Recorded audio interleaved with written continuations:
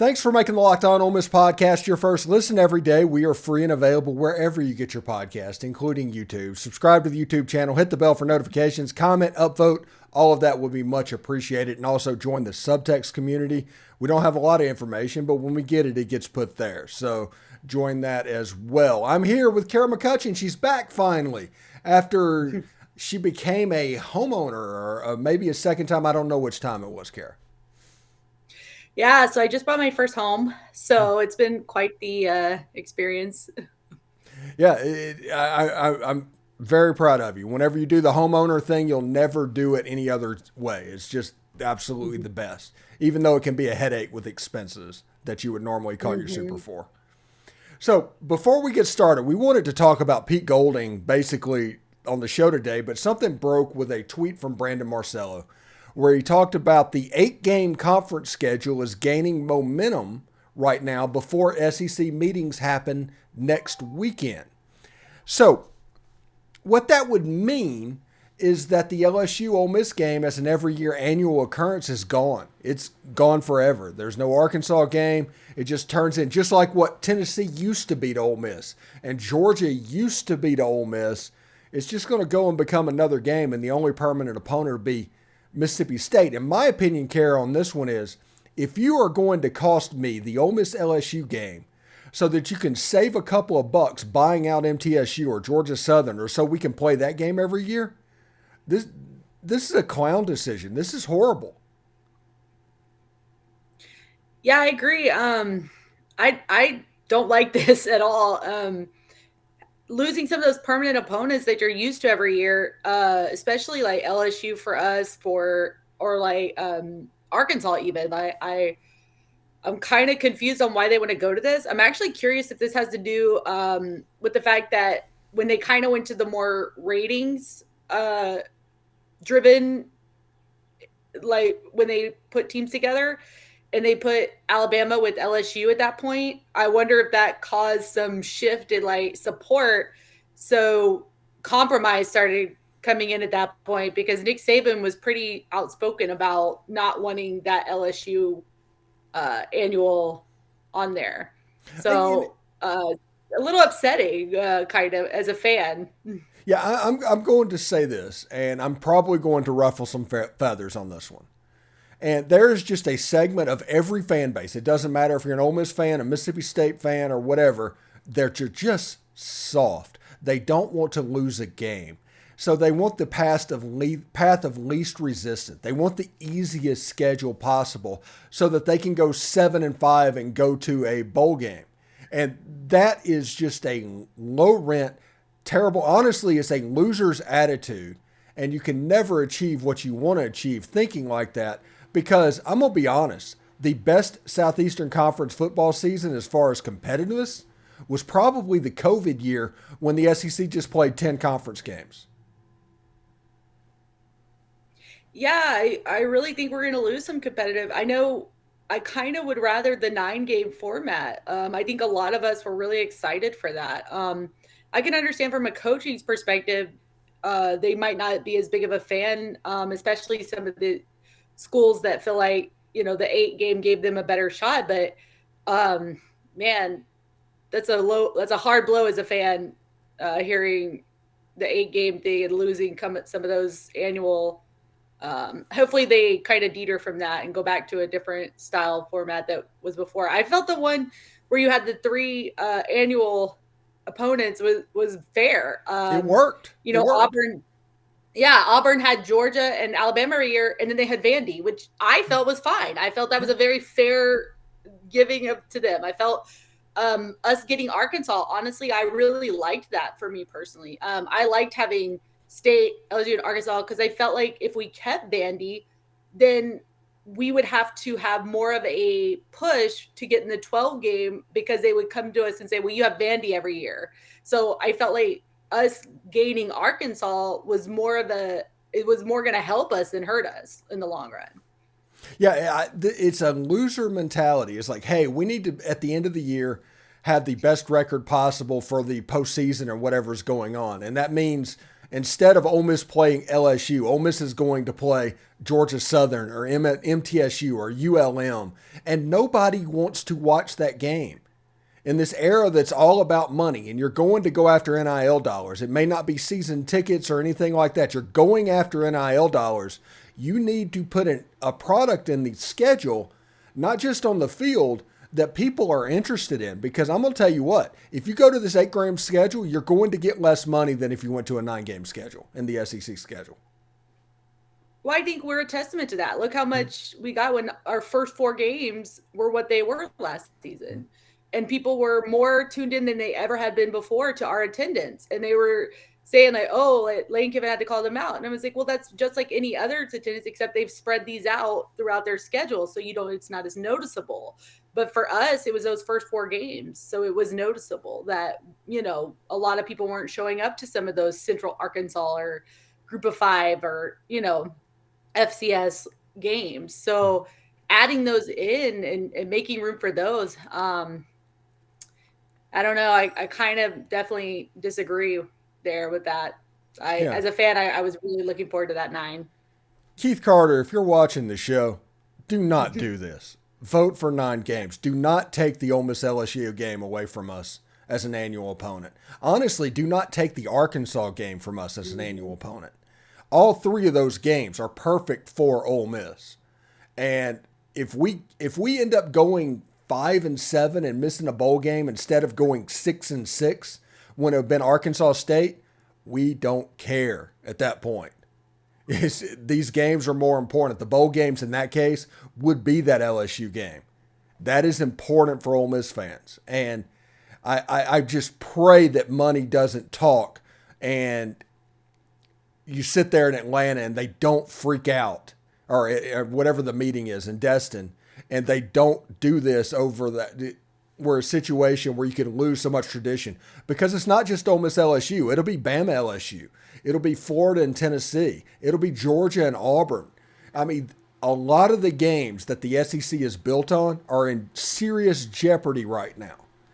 And the only way whenever you took Texas and Oklahoma in would have been to just say, okay, this is just an extra game. We're going to kind of keep doing what we're doing with these rivalries that have become the benchmark of the SEC. We're going to add this one in as well, because this also would mean that Texas and Texas A&M wouldn't play. That's the other thing in this 8-game schedule. And that might make Texas A&M happy because they're just a weird bunch. But I mean, it's just bad for business. It's bad for content. And I hope at least ESPN can step in and say, no, you're going to 9. Seriously. Well, wouldn't you lose one of the oldest rivalries too with Alabama and Tennessee? Because you would have Auburn and Alabama. Yeah, you'd lose the Deep South's oldest rivalry in Auburn and Georgia. Mm-hmm. There you go. Yeah, because that would go towards. Mm-hmm. Yeah, this is just a horrible idea. This is just a garbage idea. And if they do this, they deserve all the negative that is going to come their way. And I'm going to spew negativity all the time about this. I'm already planning. Yeah, if it happens, I will definitely be 100% not behind that at all. Yeah, I think it's terrible. And as those showing up to these games, I just don't see us supporting it. I don't see a lot of support there. So I'd be interested, not to put it all on Saban because he's always our scapegoat sometimes, but I'd be interested to understand how that shifted so quickly to that and where it came from. What I think is happening, and this might be wrong, and this is not trash talk. Do not hear this as trash talk. But schools like Mississippi State, schools like Missouri, schools like South Carolina, they're scared of that extra conference game. They want that one because 6 wins are required to get to a bowl game. And they're worried that in a 9-game season or whatever, 6 is going to be harder to get to with 3 non-conference games. If you have to go 3-6 every year in the SEC, a bowl game is going to be difficult to get to. And maybe they're looking forward and they need that $200,000 that they clear by going to a low-level bowl game. But, I mean, the TV contract that is coming up more than compensates for that. And I don't think ESPN would go for this because you're talking about content going away. Mm-hmm. So, True. anyway. Yeah, your ratings are going to go down. Mm-hmm. Yeah. Let's change the subject and talk about what we actually came here to talk about today, and that is the reputation of Pete Golding when he came to Ole Miss versus the results that Ole Miss is seeing right now. You have a situation where the shark emoji has become the bat signal at Ole Miss, and whenever you see that tweet, you know something's about to go down. And the defense is kind of being built in a really constructive way, don't you think? Right. And I think some people look at and I might get blasted for this and that's fine. Some people are realistic, some aren't, and that's okay. But if you look at us trajectory wise, we have always kind of really struggled on that defensive side. And what Pete is doing and putting us in a lot of these conversations for some of these top players, I see us in more and more graphics than I've seen us in before since Pete has come to Ole Miss. And that's not against Chris, because Chris was primarily up north and he did a great job recruiting up north. But I'm looking at across the SEC. Across the SEC and across like some of these guys that are interested, I'm seeing us more and more involved in those in those final things. I think we look at the top 4 or 5 defensive guys rated for Mississippi, and we're at least in a conversation for all of them. We've had 3 of them that are now committed to us. And I think what Pete's doing and what he's building, I think as Ole Miss fans we see it, but I think an outside perspective is that development aspect. And I'm like, okay, well, you're jumping the shark, so to say, I guess. But you're jumping that already because we're not there yet. Like, we're not there to that piece. What Pete is doing and what he's building is exactly why Lane brought Pete in. He is bringing us back into getting talent here in Mississippi, staying here. And that's the whole premise behind the SIP. Pete excels in recruitment in Mississippi. So I think like people really got to give that phase time, because also, what were we, the 75th total defense last year, like rank wise? And Alabama was in the top 25, top 15. That would be a huge improvement for us. So I think even trying to compare what he was doing at Alabama to what here is just out of the question. You can't compare the two. It's not a comparable program. Well, also, if you look at it, if it gets to the point where, let's say Pete Golding gets a top 30 defense, let's just say a top 30 defense at Ole Miss, with Lane Kiffin's offense, which has been top 10 every year that he has been here, mm-hmm. Ole Miss is going to the playoff with that. And I think Lane knows that. Mm-hmm. Mm-hmm.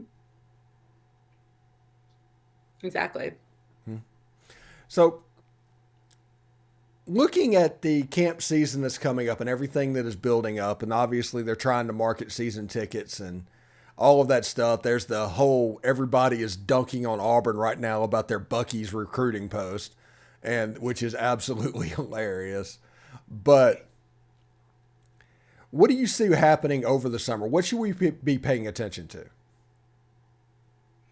Over the summer, as far as like in recruitment or just recruitment or the football program, whatever you say, what are you going to keep your eyes on?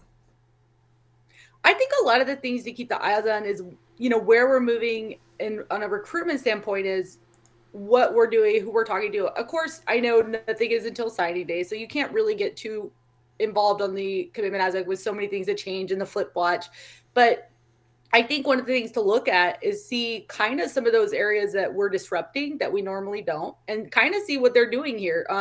I think, for instance, like with Cam Beavers, I think Alabama's still going to be very much coming for him. But I think we saw with Perkins last year, we were able to keep him.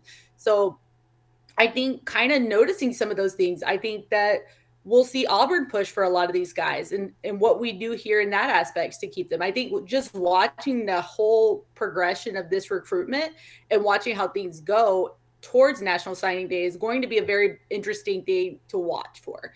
I also am very interested in watching what Franklin does, because there's a lot of talk that he's really favored for Tennessee, but I haven't seen him really give much indication of any kind of favoritism. I haven't seen him give any kind of that he's even ready.